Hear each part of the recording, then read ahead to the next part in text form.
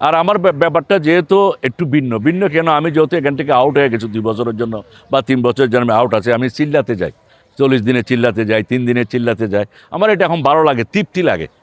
আমি 5 ওয়াক্ত নামাজ পড়লে ভালো, আমি উমরা করে আসছি, হজ করে আসছি, এটা আমার ভালো লাগে। তো ভালো লাগে না মানে যারা করে না তাদের ভালো না, এটা তো যার যার জবাব দিবে একমাত্র আল্লাহর কাছে, তাই না?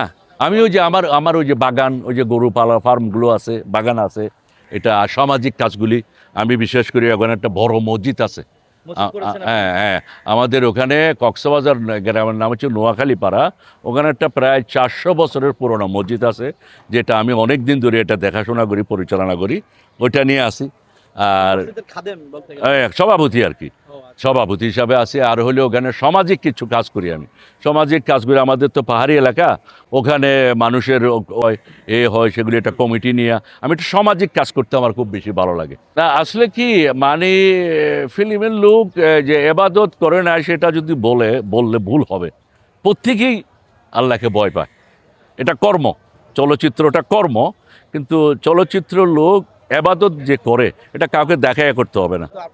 না না, ওই সিনেমার জন্য যারা রাখে তারা কাটে, ওটা কাটার জন্য আমি তো আর কাটার কোনো সুযোগ নাই।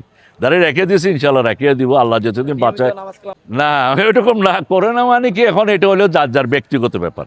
এখন মনে করেন আল্লাহর তো সব সৃষ্টি, এখন আল্লাহর ইচ্ছা, এটা আল্লাহর মহান সৃষ্টিকর্তা। না না, এখানে হচ্ছে কি ভাইজান, এখানে একটা জিনিস মনে রাখবেন, এই যে এখানে এটা যার, সে এস্টাবলিশ হবে, টাকা পাবে, পয়সা পাবে, সম্পদ পাবে, ধন পাবে, নাম পাবে। এখন যার থাকবে না সে পাবে না। এখন আমি 1000 ছবি করি না কেন, এখন আমি তো আর টাকার পিছু করি নাই, আমি টাকা করি নাই। কোনো প্রযোজক ইন্ডাস্ট্রিতে বলতে পারবে না ইলিয়াস কুমার, আমি যখন ব্যস্ত ছিলাম আমার হাতে একসময় মনে করেন যে 45টা ছবি ছিল এক রানিং, তখন আমি টাকার জন্য কারো বলি নাই, যাই দিছে আলহামদুলিল্লাহ নিয়েছি। কিন্তু এরকম একটা দিন আসবে, ছবি থাকবো না, ইন্ডাস্ট্রি থাকবে না, ইলিয়াস কুবরা থাকবে না, ওটা তো আসলে মাথায় ছিল না, বুঝছেন না? ওইটা মাথায় আসলে একটু মাথায় এটা ছিল না যে মানুষ চলতে হলে টাকা লাগবে, পয়সা লাগবে। তো এখনকার আল্লাহ কাছে লাখা লাখু সুরিয়া ছেলেবেলেগুলি এখন মোটামুটি লেখাপড়া শেষ পর্যায়ে কেউ চাকরি বাকরি করে। আমি এখন বয়স একটু 70-এর কাছাকাছি হলেও সুস্থ আছি, ভালো আছি, সৎ কাজ করি।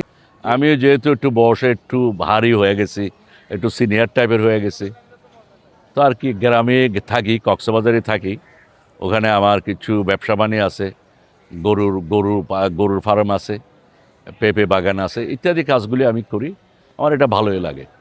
তো এখানে আসার ব্যাপারটা হচ্ছে যে এখানে আমি আসছি হলো, শিল্পীদের সাথে দেখা হয় না আমার অনেক দিন, প্রায় 2-3 বছর হয়ে গেছে। তো এই নির্বাচনের মাধ্যমে নির্বাচন হচ্ছে শিল্পীদের সঙ্গে দেখা করার একটা সুযোগ। তো সুযোগ, সে উদ্দেশ্য করে আসার পরে দেখলাম আমাদের একজন কলিগ বলতে পারেন, সিনিয়র ভাই বলতে পারেন, আরমান সাহেব, আরমান মুক্তি একটা পরিষদ হচ্ছে, আরেকটা অপোজিটে আরেকটা পরিষদ হচ্ছে। তো আরমান ভাই বললো যে আপনি আমার প্যানেলে একটু থাকেন, আমার প্যানেলে থাকলে আমার প্যানেলটা সুন্দর হয়, ভালো, আপনি সিনিয়র লোক, আপনি থাকেন। তো আমিও চিন্তা করলাম যে আরমান সাহেব হচ্ছে একজন, মনে করেন আমি যেটা মনে করি আরমান সাহেব সম্বন্ধে, সেটা হচ্ছে যে একজন সম্পূর্ণ একটা সাকসেসফুল ব্যক্তি আরমান সাহেব। কী কারণে, উনি একসময়, হয়তো ওনার এটা ব্যক্তিগত ব্যাপার, তারপরে আমি বলি, উনি খুব সামান্য একজন আর্টিস্ট ছিলেন, 5 টাকা দামের একটা বল্লম লয়ে খাড়া থাকতো। এই লোক আল্লাহ রহমতে আজকে ওয়েল এস্টাবলিশ, আল্লাহ তাকে এত পছন্দ করে আমার মনে হয় আর কি।